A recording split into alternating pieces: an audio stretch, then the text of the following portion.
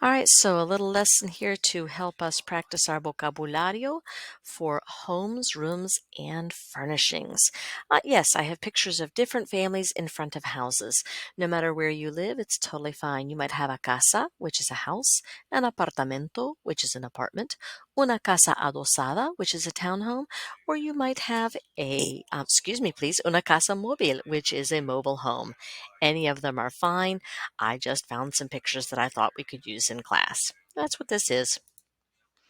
So make sure you take some notes as you go along. A lot of times handwriting and hand typing provides a muscle to mind connection. These are some of the questions we practiced in class. So, miren, escuchen y repitan. ¿Dónde vives?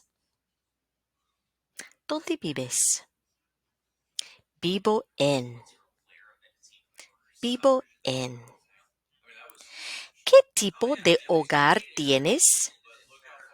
¿Qué tipo de hogar tienes? Tengo. So make sure you've paused this and you've taken some notes. Alrighty. Repite, por favor. Una casa. Un apartamento. Una casa móvil. Una casa adosada. And we practice this in class. And you could say, vivo en una casa, vivo en un apartamento, vivo en una casa móvil, vivo en una casa adosada. If you don't want to say vivo en, you could say, tengo una casa, tengo un apartamento, tengo una casa móvil, tengo una casa adosada. So you practice asking me, pregúntame dónde vives. Repite, ¿dónde vives? Yo vivo en una casa. Now I'm going to ask you, ¿dónde vives? What did you say? Excuse me. Now, ask me, ¿qué tipo de hogar tienes? Pregúntame, ¿qué tipo de hogar tienes? Pregúntame. Tengo una casa. Now I'm going to ask you, ¿qué tipo de hogar tienes? Excuse me. All right, so, ¿qué tiene? What does it have? Tiene, it has. ¿Qué hay? What is there? I, there is or there are. Notice that I is H-A-Y and we don't say hey. So I'm just going to ask you some questions. ¿Hay un ascensor?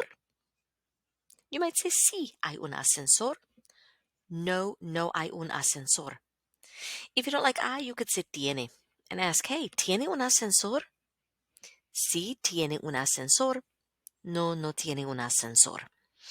Now, those of you living in apartment buildings, when those apartments get really tall, a lot of times those elevators come in handy. Can you imagine moving furniture all the way up? ¿Hay una escalera? Sí, hay una escalera. No, no hay una escalera. If you're tired of saying I, you could say tiene. Does it have? ¿Tiene una escalera? Sí, tiene una escalera. No, no tiene una escalera. Same thing with this. ¿Hay un garaje? ¿Hay un jardín? What did you say? Did you say sí, hay un garaje? Or did you say no, no tiene un garaje? Did you say sí, hay un jardín? Or no, no tiene un jardín? Again, pause this, practice repeating, practice copying the questions, do that upside down question mark, do the full question with the question mark at the end.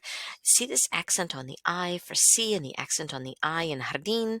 Just practice that. It's good hand-eye connection. It connects it into your brain, and hopefully you're repeating and you're listening to as you go along. ¿Hay puertas? Sí, hay puertas. ¿Tiene puertas? Sí, tiene puertas. Now you might say, no, no hay puertas, but most homes have doors, right? ¿Hay ventanas? Sí, hay ventanas. ¿Tiene ventanas? No, no tiene ventanas. That depends. Some people do not like to have windows. Who knows? Okay. Hopefully you're pausing and taking a break. You don't want to try and do too much at one time. We're going to practice cuántos tiene. How many does it have? Cuántos hay? How many are there? So if I say cuántos puertas hay, or I'm sorry, cuántas puertas hay, how many doors does it have? ¿Cuántas puertas tiene? How many doors does it have? So, ¿cuántos tiene? How many does it have? And you'd answer back with tiene and a number. ¿Cuántos hay? How many are there? And you would say hay. There are and that many. So let's take a peek here. ¿Cuántos cuartos hay? 1, 2, 3, 4, 5, 6, 7, 8. Hay 8 cuartos. ¿Cuántos cuartos tiene? Tiene 8 cuartos. Are you pausing and repeating? Now, I want you to make sure you've been practicing writing some sentences about your own home, right? If not, go back to the beginning of these notes and practice writing about vivo en una casa or vivo en un apartamento or hay un jardín or no tiene garaje. Because now we're going to practice this. Write about your own home and write about how many rooms your home has. You might say mi casa tiene.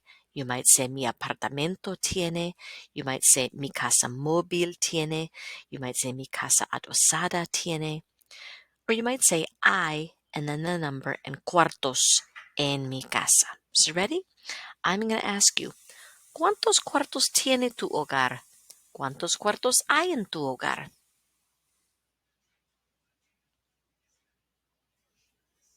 Did you practice answering back to me? Now, pregúntame a mí, and you can either ask me cuántos cuartos tiene or cuántos cuartos hay. Ready? Pregúntame.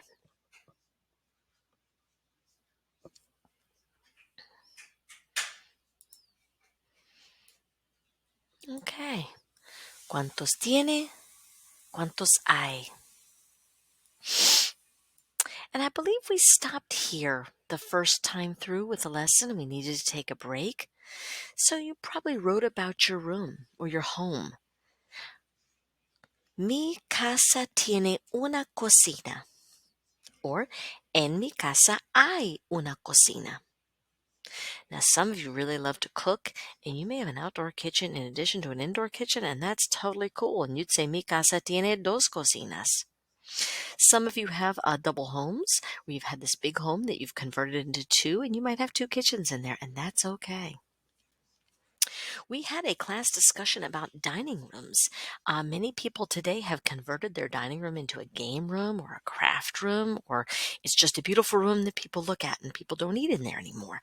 And I shared with you guys that my husband and I have breakfast together every morning, and our son and us, we sit down together for dinner almost every night. And when our daughter was living with us, we had family dinner too. That's just our family. Your family is the way it is, right? Cool. So, practice writing. Mi casa tiene un comedor, or mi casa no tiene un comedor. Practice writing en mi casa hay un comedor, or no hay un comedor. I think we stopped here, so I'm going to go ahead and actually, no, we did not stop here. So you want to think about how many bathrooms and how many bedrooms and how many family rooms or living rooms your home has. And you don't have to say casa. You could say apartamento. You could say casa móvil. You could say casa adosada. So pause this recording and choose what you want to write and tell me how many bathrooms, bedrooms, and family rooms or living rooms your home has. Ready? Go.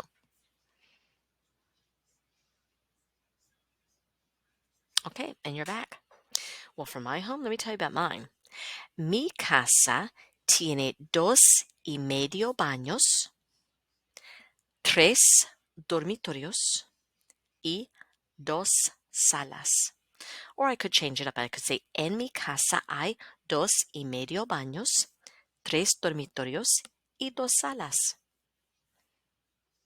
Okay, Let's see. I think we're going to pause. I'm going to pause here because that's a good place to stop. We've practiced what's in a home. We've practiced the basic things of I have a home, I live in this kind of home, and the basic rooms. So I hope that gave you good practice today.